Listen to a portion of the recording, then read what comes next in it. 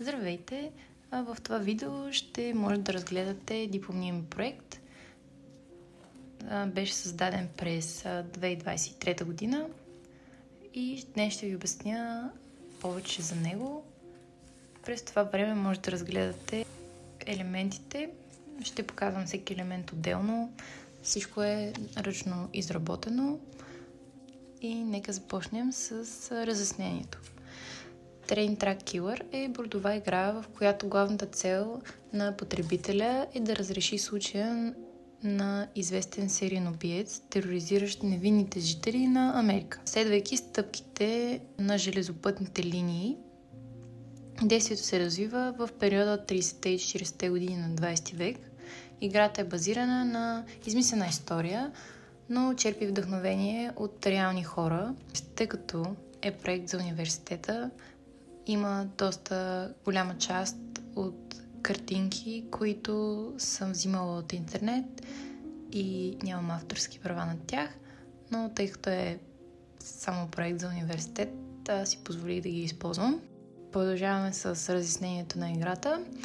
Играчът влиза в ролята на агента Ричард Дени, който получава писмо от бившия си колега и дългогодишен приятел, детектив Маккейн. Вдъхновение за облика на героите черпя от актьорите Джони Морган и Томас Е. Джаксън. Целта на играта е да се разбере кой е серийният убиец, взел многобройни жертви, следвайки пътя на влаковите релси в Америка.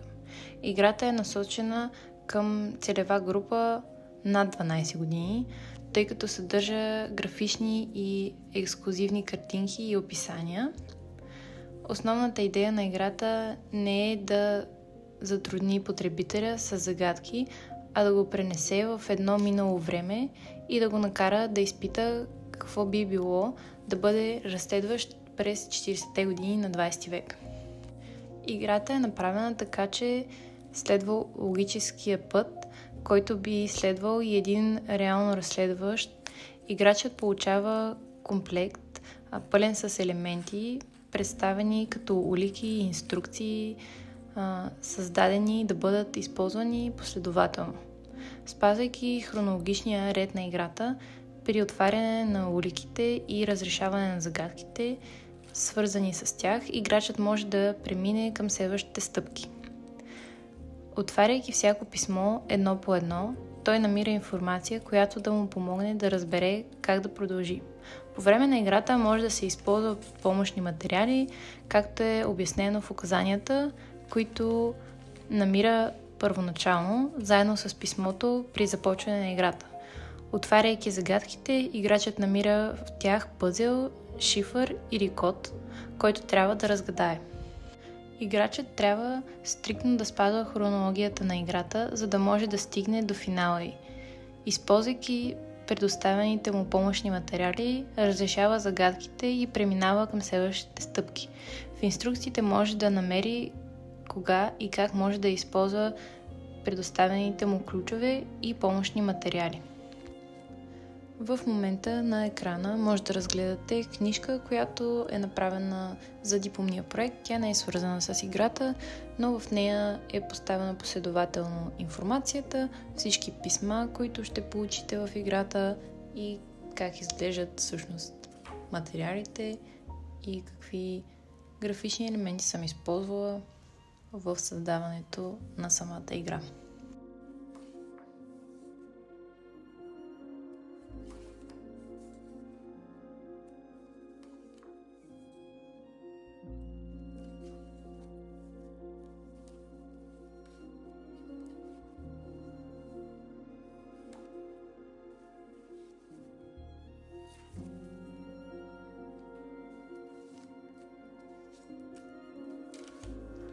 Ключовете, които представляват различни помощни материали и шифри, които да помогнат на разгадаването на загадките. Използвала съм вече съществуващи шифри и кодове, като например Морзовия код и други доста известни шифри. но някои са съвсем измислени, които просто са зададени да съвпадат с играта.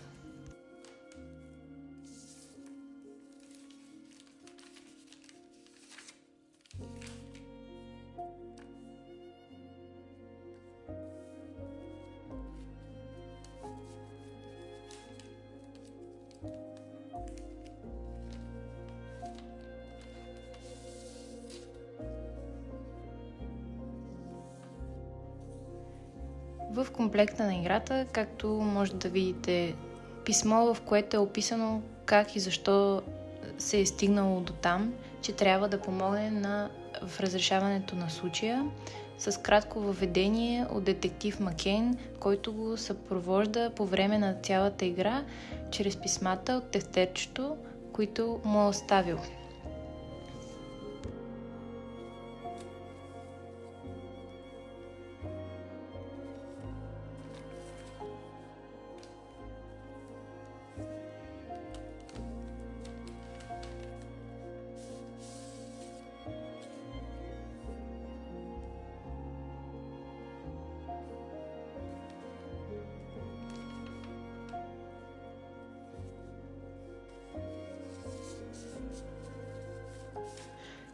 Също така има карти с заподозрените, които да му служат по време на цялата игра. На тях са изобразени хора, които имат криминално досие. Това значи, че са познати престъпници.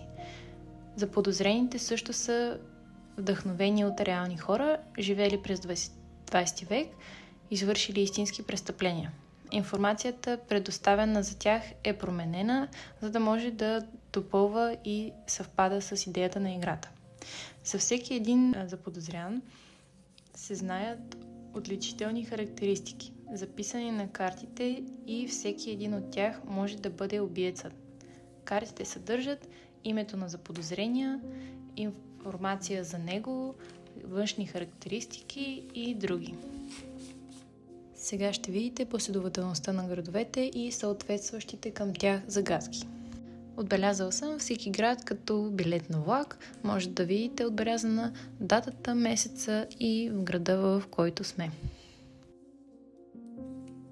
Ще покажа това, което получаваме в първото писмо с загадки, самата загадка и едно писмо, което е на части и трябва да се събере до края на играта. Накрая ще видите и самия отговор в презентация с загадката, отговор и града, в който сме. При необходимост на ключ за разрешаването на загадката, той може да бъде открит в съответното писмо. Всяко едно писмо е запечатано с восъчен печат. Тук може да видите съдържанието и на второто писмо.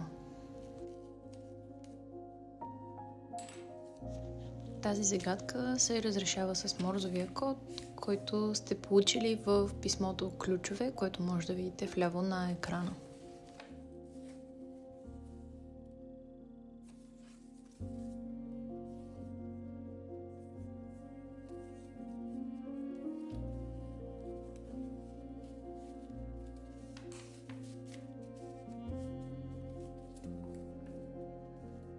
Третата загадка е тип кръстословица. Когато разгадаете правилно думите, може да използвате оградените букви, за да създадете отговора на загадката.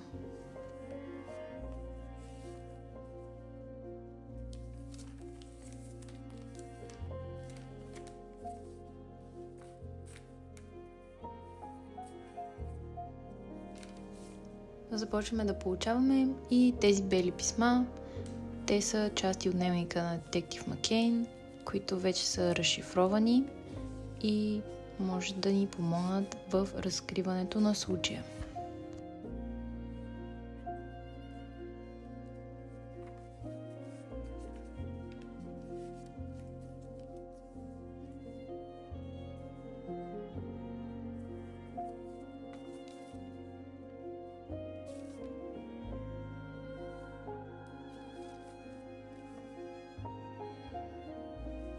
В следващото писмо получаваме редове и колони от букви. Те са номерирани и може да ги разгадаем, като видим кой ред, коя буква съответства на ключа, който получаваме. Така разкриваме и самата дума.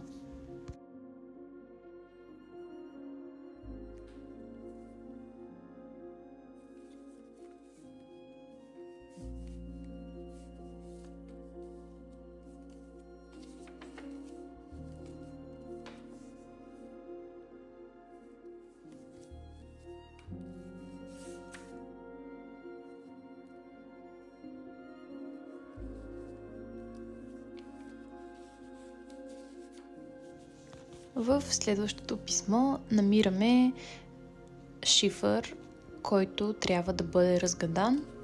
След като разгадаем шифъра, получаваме различни букви, от които трябва да създадем няколко думи. От тези думи след това взимаме и първите букви и получаваме името на града.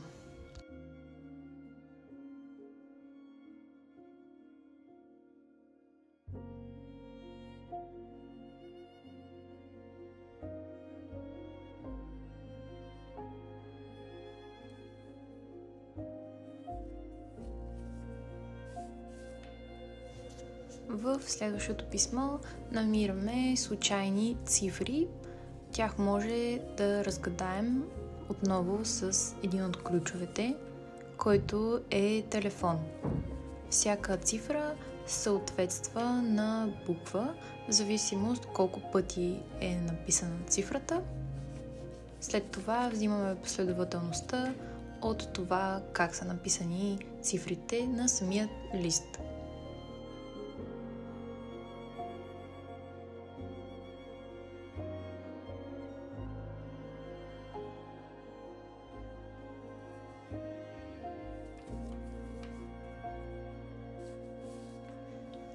В следващото писмо откриваме части от пъзел. Когато се нареди пъзела, се получава врата, на която са изписани цифри. Тези цифри съответстват и на буквите от азбуката, така с тях получаваме и името на града. Също така продължавам да ви показвам всички неща, които съдържа съответния плик.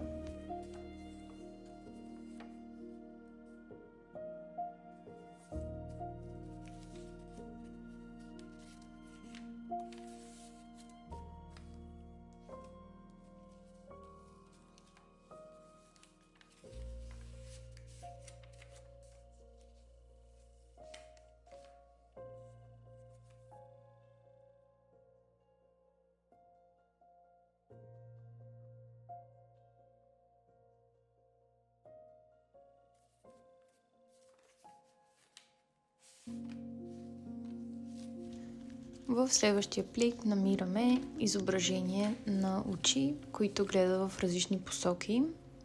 Ако играчът не може да се досети какво трябва да направи, получава допълнителна подсказка, с която да може по-лесно да разгадае пъзела.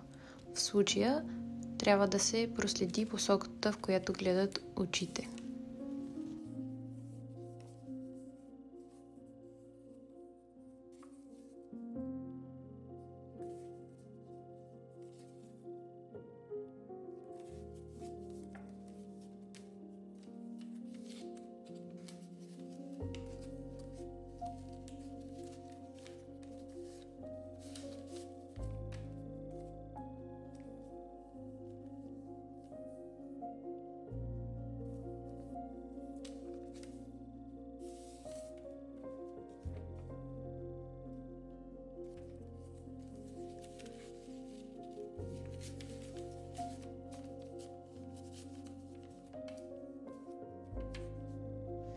В следващото писмо получаваме и един лист, който е направен така, че да изпъква с точки на определени места. Получаваме и ключ към това писмо, за да може да разгадаем колко точки съответстват на коя буква.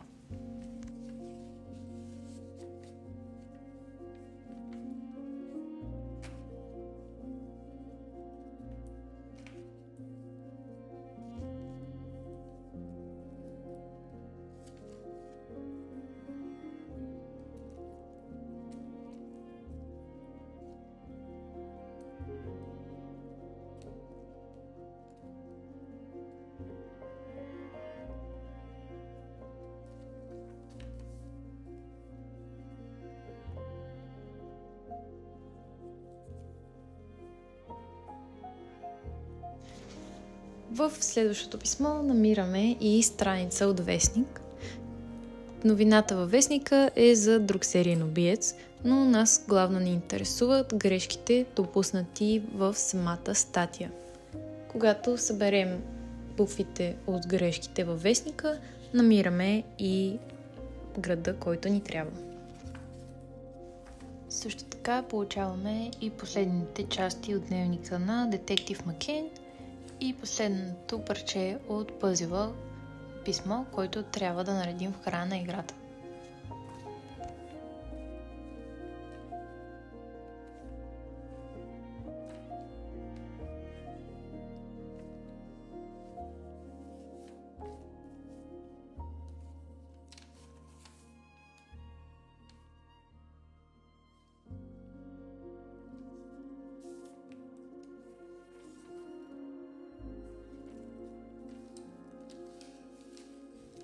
Това беше и частта с писмата.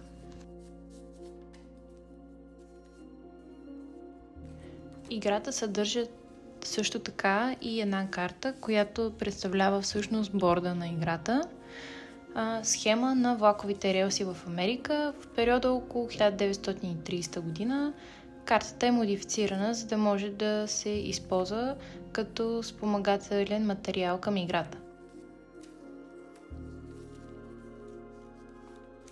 На картата също така може да видите илюстрации на различни паметници на културата в различни градове. Ето, че завършихме и демонстрацията на бордовата игра Train Track Killer. Благодаря за вниманието. Ако имате въпроси, може да ги оставите в коментарите.